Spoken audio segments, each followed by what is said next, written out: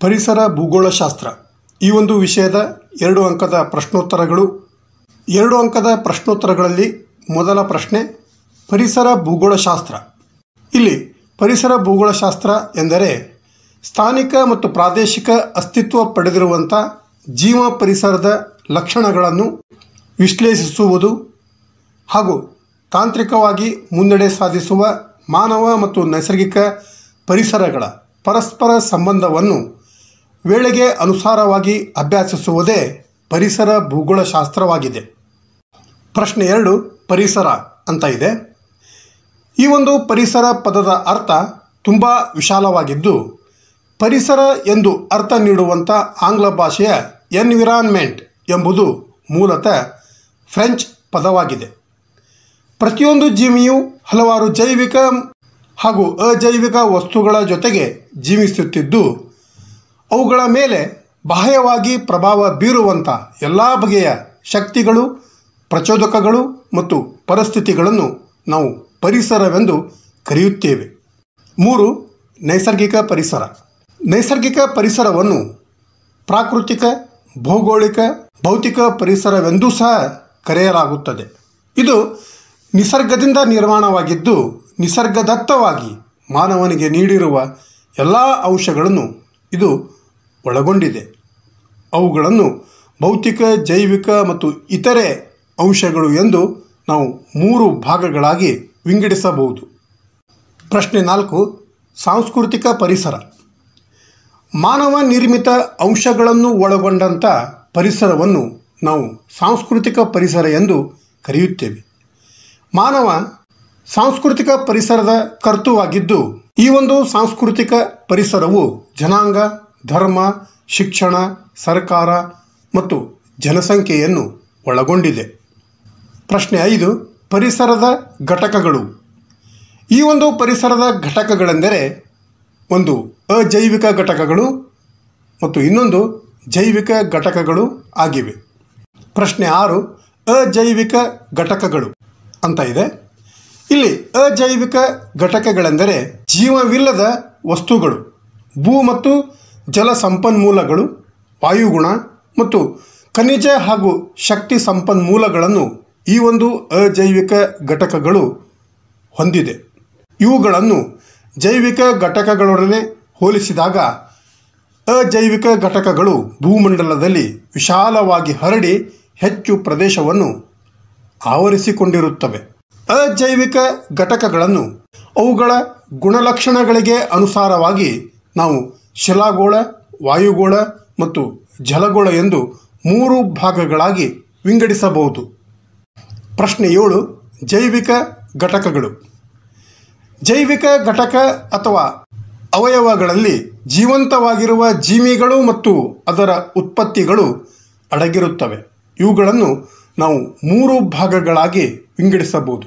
1 ಸಸ್ಯಗಳು, 2 ಪ್ರಾಣಿಗಳು ಮತ್ತು 3 ಬ್ಯಾಕ್ಟೀರಿಯಾಗಳು ಆಗಿವೆ. ಪ್ರಶ್ನೆ 8 ಪರಿಸರ ವಿಪತ್ತುಗಳು ಅಥವಾ ನೈಸರ್ಗಿಕ ವಿಪತ್ತುಗಳು ಅಂತ ಇದೆ. ಆಸ್ತಿ ಮತ್ತು ಜೀವಿಗಳ ನಾಶ ಮತ್ತು ಸಾವುಗಳಿಗೆ ಕಾರಣವಾದಂಥ ನೈಸರ್ಗಿಕ ಘಟನೆಗಳನ್ನು ನಾವು ನೈಸರ್ಗಿಕ ವಿಪತ್ತು ಅಥವಾ ನೈಸರ್ಗಿಕ ಪ್ರಕೋಪ ಎಂದು ಕರೆಯುತ್ತೇವೆ. ಪ್ರಶ್ನೆ 9 ಭೂಜನ್ಯ ಪರಿಸರ ವ್ಯವಸ್ಥೆ.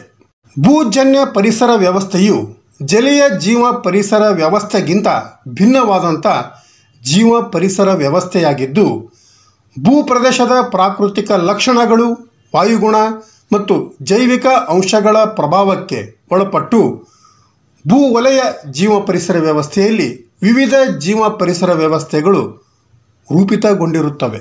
ಅವುಗಳಲ್ಲಿ ಪ್ರಮುಖವಾದವುಗಳೆಂದರೆ 1 ಅರಣ್ಯ ಜೀವ ಪರಿಸರ ವ್ಯವಸ್ಥೆ, 2 ಹುಲ್ಲುಗಾವಲು ಜೀವ ಪರಿಸರ ವ್ಯವಸ್ಥೆ ಮತ್ತು 3 ಮರುಭೂಮಿ ಜೀವ ಪರಿಸರ ವ್ಯವಸ್ಥೆಗಳು ಆಗಿವೆ.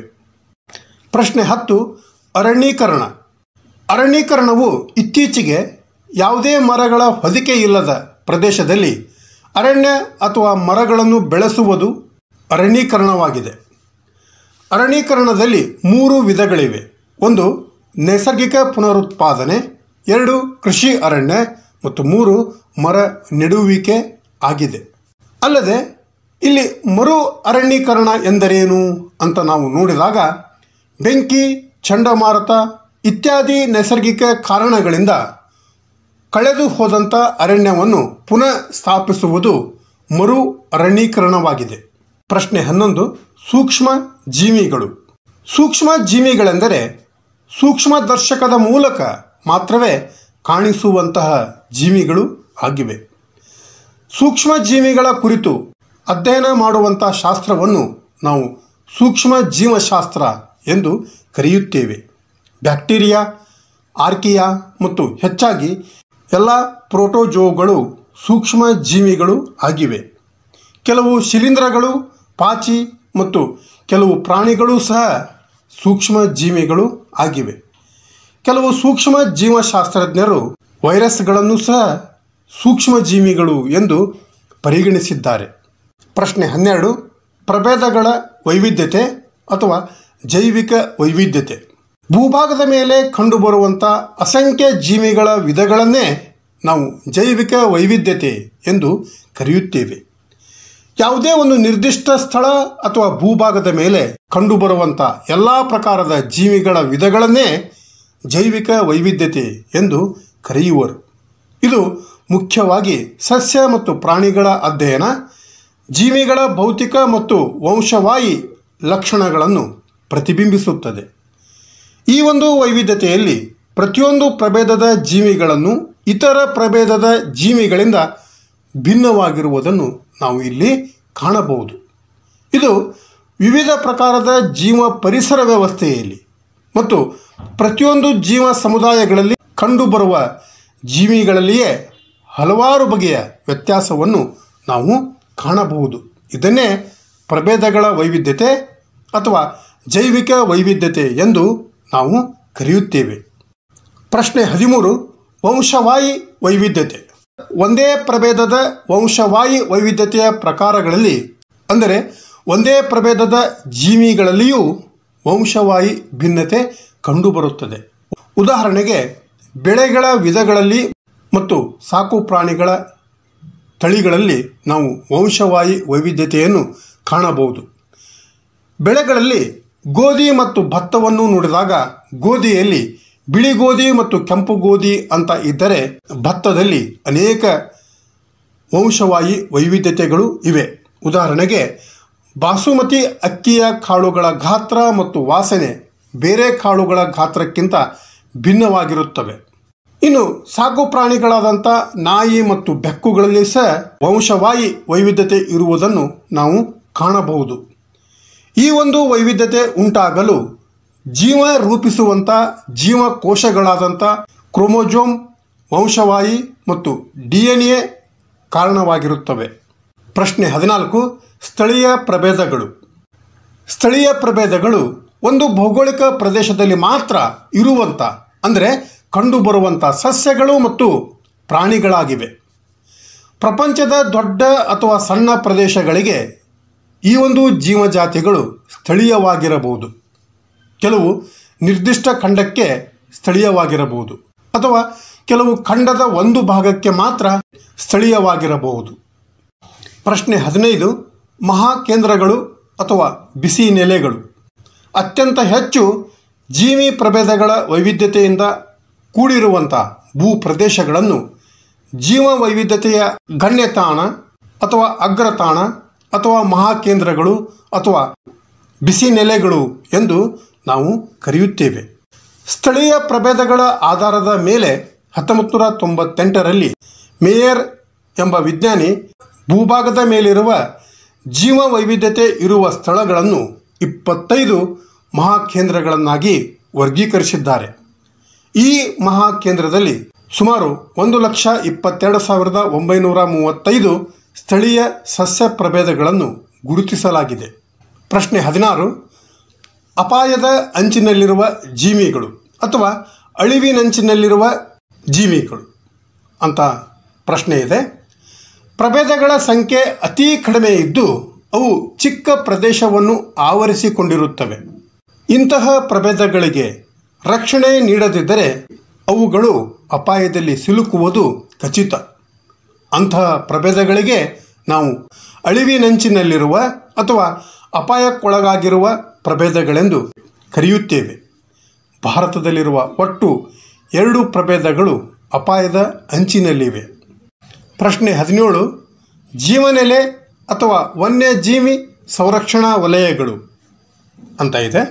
ದೊಡ್ಡ ಪ್ರಾಣಿಗಳಾದಂಥ ಹುಲಿ, ಆನೆ, ರೈನೋ, ಮೊಸಳೆ ಮೊದಲಾದವುಗಳನ್ನು ಸಂರಕ್ಷಣೆ ಮಾಡಲು ವನ್ಯಜೀವಿ ಸಂರಕ್ಷಣಾ ವಲಯಗಳನ್ನು ರೂಪಿಸಲಾಗಿದೆ. ಭಾರತದಲ್ಲಿ ಸುಮಾರು 498 ವನ್ಯಜೀವಿ ಸಂರಕ್ಷಣಾ ವಲಯಗಳು ಇವೆ. ಪ್ರಶ್ನೆ 18. ಆಹಾರ ಸರಪಳಿ. ಜೀವಗೋಳದ ಎಲ್ಲ ಜೀವಿಗಳು ಬೇರೆ ಜೀವಿಗಳನ್ನು ತಿನ್ನುವುದರಿಂದ ಹಾಗೂ ಬೇರೆ ಜೀವಿಗಳಿಂದ ತಿನ್ನಲ್ಪಡುವುದರಿಂದ ಜೀವಿಸಿವೆ. ಇದನ್ನೇ ನಾವು ಆಹಾರ ಸರಪಳಿ ಎಂದು ಕರೆಯುತ್ತೇವೆ. ಅಂದರೆ ಶಕ್ತಿಯು ಒಂದು ಪೋಷಣಾ ಸ್ತರದಿಂದ ಅಂದರೆ ಉತ್ಪಾದಕರಿಂದ ಮುಂದಿನ ಪೋಷಣಾ ಸ್ತರ ಅಂದರೆ ಉಪಭೋಗಿಗಳಿಗೆ ವರ್ಗಾಯಿಸಲ್ಪಡುವಂಥ ಪ್ರಕ್ರಿಯೆಯನ್ನು ನಾವು ಆಹಾರ ಸರಪಳಿ ಎಂದು ಕರೆಯುತ್ತೇವೆ. ಪ್ರಶ್ನೆ 19. ಆಹಾರ ಜಾಲ. ಆಹಾರ ಸರಪಳಿಯು ನೈಸರ್ಗಿಕ ಸನ್ನಿವೇಶಗಳಲ್ಲಿ ಸ್ವತಂತ್ರ ಅಸ್ತಿತ್ವವನ್ನು ಹೊಂದಿರುವುದಿಲ್ಲ. ಅದು ಇತರ ಸರಪಳಿಯೊಂದಿಗೆ ನಿಕಟ ಸಂಪರ್ಕ ಅಥವಾ ಸಂಬಂಧವನ್ನು ಹೊಂದಿರುತ್ತದೆ. ಇದನ್ನೇ ನಾವು ಆಹಾರ ಜಾಲವೆಂದು ಕರೆಯುತ್ತೇವೆ. ಅಂದರೆ ಅನೇಕ ಆಹಾರ ಸರಪಳಿಗಳನ್ನು ಹೊಂದಿರುವುದೇ ಆಹಾರ ಜಾಲವಾಗಿದೆ. ಪ್ರಶ್ನೆ 20. ಶಕ್ತಿಯ ಹರಿವು. ಜೀವ ಪರಿಸರ ವ್ಯವಸ್ಥೆಯ ಆಹಾರ ಸರಪಳಿಯಲ್ಲಿ ಒಂದು ಪೋಷಣಾ ಸ್ತರದಿಂದ ಮತ್ತೊಂದು ಪೋಷಣಾ ಸ್ತರಕ್ಕೆ ಉಂಟಾಗುವ ಶಕ್ತಿಯ ವರ್ಗಾವಣೆಯನ್ನು ನಾವು ಶಕ್ತಿಯ ಹರಿವು ಎಂದು ಕರೆಯುತ್ತೇವೆ. ಸೌರಶಕ್ತಿಯನ್ನು ಸಸ್ಯಗಳು ಪ್ರತಿಶತ 3% ರಾಸಾಯನಿಕ ಶಕ್ತಿಯನ್ನಾಗಿ ಮಾರ್ಪಡಿಸಿ ಅವುಗಳನ್ನು ತಿನ್ನುವ ಸಸ್ಯಾಹಾರಿಗಳಿಗೆ, ನಂತರ ಅವುಗಳನ್ನು ಭಕ್ಷಿಸುವಂಥ ಮಾಂಸಾಹಾರಿಗಳಿಗೆ ವರ್ಗಾಯಿಸಲ್ಪಡುತ್ತದೆ. ಆಹಾರ ಸರಪಳಿ ಉದ್ದಕ್ಕೂ ಶಕ್ತಿಯ ವರ್ಗಾವಣೆ ಅಥವಾ ಹರಿವು ನಿರಂತರವಾಗಿ ನಡೆಯುತ್ತದೆ. ಹೀಗೆ ಶಕ್ತಿಯು ಎಲ್ಲಿಯೂ ನಾಶವಾಗುವುದಿಲ್ಲ. ಇದೇ ಶಕ್ತಿಯ ಹರಿವು ಆಗಿದೆ. ಪ್ರಶ್ನೆ 21. ಜಲಚಕ್ರ ಅಂತ ಇದೆ. ನೀರು ಜಗತ್ತಿಗೆ ಮೂಲಾಧಾರವಾಗಿದ್ದು ಎಲ್ಲ ಸಜೀವಿಗಳ ಅಸ್ತಿತ್ವಕ್ಕೆ ಕಾರಣವಾಗಿದೆ. ಸಮುದ್ರ ಮತ್ತು ಮಹಾಸಾಗರಗಳಲ್ಲಿನ ನೀರು ಬಾಷ್ಪೀಭವನ ಪ್ರಕ್ರಿಯೆಯಿಂದ ಆವಿಯಾಗಿ ವಾಯುಮಂಡಲ ಸೇರುವುದು. ಅದು ಮೇಲಕ್ಕೆ ಹೋದಂತೆ ತಂಪಾಗಿ ಮೋಡಗಳಾಗಿ ಮಳೆ ಅಥವಾ ಹಿಮದ ರೂಪದಲ್ಲಿ ಮತ್ತೆ ಭೂಮಿಗೆ ಬರುತ್ತದೆ. ಇದಕ್ಕೆ ನಾವು ಜಲಚಕ್ರ ಅಥವಾ ಜಲ ಆವರ್ತ ಚಕ್ರ ಎಂದು ಕರೆಯುತ್ತೇವೆ. ಪ್ರಶ್ನೆ 22. ಜೀವ ಪರಿಸರ ವ್ಯವಸ್ಥೆ. ಇದನ್ನು ಇಂಗ್ಲಿಷ್ನಲ್ಲಿ ಇಕೋಸಿಸ್ಟಮ್ ಎಂದು ಕರೆಯುತ್ತಾರೆ. ಇಕೋಸಿಸ್ಟಮ್ ಎಂಬ ಪದವು ಇಕೋ ಎಂಬ ಗ್ರೀಕ್ ಪದದಿಂದ ಉತ್ಪತ್ತಿಯಾಗಿದೆ. ಗ್ರೀಕ್ ಭಾಷೆಯ ಇಕೋ ಎಂದರೆ ಮನೆ ಎಂದರ್ಥ. ಅಂದರೆ ಮನೆಯ ಅಥವಾ ಜೀವಿಗಳಿರುವ ಪರಿಸರದ ಅಧ್ಯಯನ. ಇಕೋಸಿಸ್ಟಮ್ ಎಂಬ ಪದಕ್ಕೆ ಕನ್ನಡದಲ್ಲಿ ಸರಿ ಸಮಾನವಾದ ಪದ ಜೀವ ಪರಿಸರ ವ್ಯವಸ್ಥೆಯಾಗಿದೆ. ಅಂದರೆ ವಿವಿಧ ಪ್ರಕಾರದ ಸ್ವರೂಪದ ತೆರೆದ ಪ್ರದೇಶಗಳಲ್ಲಿ ಸ್ಥಿರತೆ ಹೊಂದಿರುವಂಥ ಜೈವಿಕ ಮತ್ತು ಅಜೈವಿಕ ಅಂಶಗಳನ್ನು ಒಳಗೊಂಡಿರುವ ಪ್ರತ್ಯೇಕವಾದಂಥ ಒಂದು ಭೌತಿಕ ವ್ಯವಸ್ಥೆಯೇ ಜೀವ ಪರಿಸರ ವ್ಯವಸ್ಥೆಯಾಗಿದೆ. ಪ್ರಶ್ನೆ 23. ಉತ್ಪಾದಕರು ಅಥವಾ ಉತ್ಪಾದಕಗಳು. ಈ ಒಂದು ಉತ್ಪಾದಕರು ಅಥವಾ ಉತ್ಪಾದಕಗಳನ್ನು ಅಟೋಟ್ರೋಫಿಕ್ ಎಂದು ಸಹ ಕರೆಯುವರು.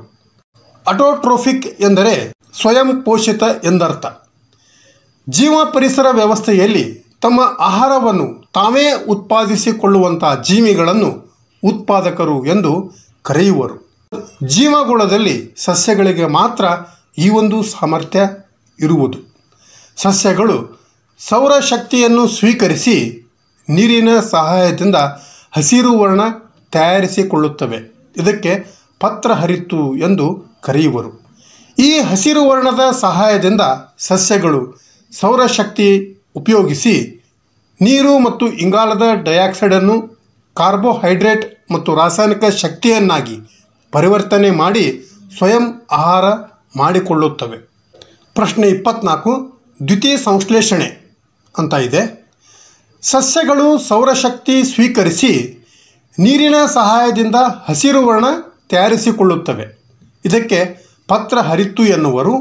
ಈ ಹಸಿರು ವರ್ಣದ ಸಹಾಯದಿಂದ ಸಸ್ಯಗಳು ಸೌರಶಕ್ತಿ ಉಪಯೋಗಿಸಿ ನೀರು ಮತ್ತು ಇಂಗಾಲದ ಡೈಆಕ್ಸೈಡನ್ನು ಕಾರ್ಬೋಹೈಡ್ರೇಟ್ ಮತ್ತು ರಾಸಾಯನಿಕ ಶಕ್ತಿಯನ್ನಾಗಿ ಪರಿವರ್ತನೆ ಮಾಡಿ ಸ್ವಯಂ ಆಹಾರ ಮಾಡಿಕೊಳ್ಳುತ್ತವೆ. ಈ ಕ್ರಿಯೆಗೆ ನಾವು ದ್ವಿತೀಯ ಸಂಶ್ಲೇಷಣೆ ಎಂದು ಕರೆಯುತ್ತೇವೆ. ಪ್ರಶ್ನೆ 25 ಉಪಭೋಗಿಗಳು ಅಂತ ಇದೆ. ಪ್ರಾಥಮಿಕ ಉತ್ಪಾದಕಗಳಾದಂಥ ಸಸ್ಯಗಳನ್ನು ತಿಂದು ಬದುಕುವಂಥ ಪ್ರಾಣಿಗಳಿಗೆ ನಾವು ಉಪಭೋಗಿಗಳು ಅಥವಾ ಅನುಭೋಗಿಗಳು ಎಂದು ಕರೆಯುತ್ತೇವೆ. ಇವು ಆಹಾರಕ್ಕಾಗಿ ಇತರ ಜೀವಿಗಳನ್ನು ಅವಲಂಬಿಸಿರುತ್ತವೆ. ಇವು ಉಪಯೋಗಿಸುತ್ತಿರುವಂಥ ಆಹಾರವನ್ನು ಆಧರಿಸಿ ಈ ಒಂದು ಉಪಭೋಗಿ ಅಥವಾ ಅನುಭೋಗಿಗಳನ್ನು ಸಸ್ಯಾಹಾರಿ, ಮಾಂಸಾಹಾರಿ ಮತ್ತು ಉಭಯಹಾರಿಗಳೆಂದು ನಾವು 3 ಉಪವಿಭಾಗಗಳಾಗಿ ವಿಂಗಡಿಸಬಹುದು. ಪ್ರಶ್ನೆ 26 ವಿಘಟಕಗಳು ಅಂತ ಇದೆ. ಬ್ಯಾಕ್ಟೀರಿಯಾ, ಫಂಗಸ್ ಮತ್ತು ಗೆದ್ದಲು ಈ ಒಂದು ವಿಘಟಕಗಳಲ್ಲಿ ಕಂಡುಬರುತ್ತವೆ. ಜೀವ ಪರಿಸರ ವ್ಯವಸ್ಥೆಯಲ್ಲಿ ಇವುಗಳು ನಿರ್ವಹಿಸುವಂಥ ಕಾರ್ಯ ಇತರ ಜೀವಿಗಳಷ್ಟೇ ಮಹತ್ವ ಉಳ್ಳದ್ದಾಗಿದೆ. ಇವುಗಳು ಸಸ್ಯ ಮತ್ತು ಪ್ರಾಣಿಗಳ ದೇಹಗಳನ್ನು ಅವುಗಳು ಸತ್ತ ನಂತರ ಕೊಳೆಯಿಸಿ ಅವುಗಳನ್ನು ಆಹಾರವನ್ನಾಗಿ ಉಪಯೋಗಿಸಿಕೊಂಡು ಮತ್ತು ಸಂಯುಕ್ತ ಮೂಲ ವಸ್ತುಗಳಾದಂಥ ಇಂಗಾಲ, ಸಾರಜನಕ, ಆಮ್ಲಜನಕ ಇನ್ನೂ ಮುಂತಾದವುಗಳನ್ನು ಸರಳ ವಸ್ತುಗಳನ್ನಾಗಿ ಪರಿವರ್ತನೆ ಮಾಡಿ ಅವುಗಳನ್ನು ಮರಳಿ ಪರಿಸರ ವ್ಯವಸ್ಥೆಗೆ ಸೇರ್ಪಡೆ ಮಾಡುತ್ತವೆ. ಅವು ಭೂ ಮತ್ತು ವಾಯುಮಂಡಲದಿಂದ ಪಡೆದಿರುವುದನ್ನು ಪುನಃ ಹಿಂದಿರುಗಿಸುವಂಥ ಕಾರ್ಯವನ್ನು ಈ ಒಂದು ವಿಘಟಕಗಳು ಮಾಡುತ್ತವೆ. ಪ್ರಶ್ನೆ 27 ಕಶೇರುಕ ಅಂತ ಇದೆ. ಕಶೇರುಕವು ಬೆನ್ನೆಲುಬನ್ನು ಹೊಂದಿರುವ ಜೀವಂತ ಜೀವಿಗಳಾಗಿವೆ. ಮಾನವರ ದೇಹದೊಳಗೆ ಅಸ್ಥಿ ಪಂಜರಗಳಾಗಿವೆ. ಅವು ನಮಗೆ ಚಲಿಸಲು ಮತ್ತು ಕೆಲಸ ಮಾಡಲು ಸಹಾಯ ಮಾಡುತ್ತವೆ. ಇದರಲ್ಲಿ ಮಾನವರು, ಪಕ್ಷಿಗಳು, ಉಭಯಚರಗಳು, ಸರೀಸೃಪಗಳು, ಮೀನು ಮತ್ತು ಸಸ್ತನಿಗಳು ಸಹ ಸೇರಿವೆ. ಪ್ರಶ್ನೆ 28 ಅಕಶೇರುಕಗಳು. ಅಕಶೇರುಕಗಳು ಅಂದರೆ ಕಶೇರು ಇಲ್ಲದ ಅಂದರೆ ಬೆನ್ನೆಲುಬು ಇಲ್ಲದ ಪ್ರಾಣಿಗಳು. ಬೆನ್ನು ಮೂಳೆಯ ಕಾಲಮನ್ನು ಹೊಂದಿರುವಂಥ ಪ್ರಾಣಿಗಳಾಗಿವೆ. ಹೆಚ್ಚಿನ ಪ್ರಾಣಿ ಪ್ರಭೇದಗಳು ಈ ಒಂದು ಅಕಶೇರುಕ ಗುಂಪಿನಲ್ಲಿ ಬರುತ್ತವೆ.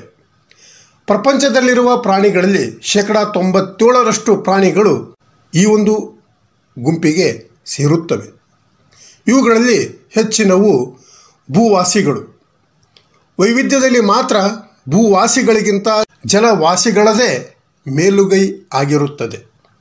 ಏಡಿಗಳು, ಚೇಳುಗಳು, ಜೇಡಗಳು, ನೊಣಗಳು, ಸೊಳ್ಳೆಗಳು, ಝರಿಗಳು, ಬಸವನ ಹುಳ ಇತ್ಯಾದಿ ಪ್ರಾಣಿಗಳು ಈ ಒಂದು ಅಕಶೇರುಕ ಗುಂಪಿನಲ್ಲಿ ಸೇರುತ್ತವೆ.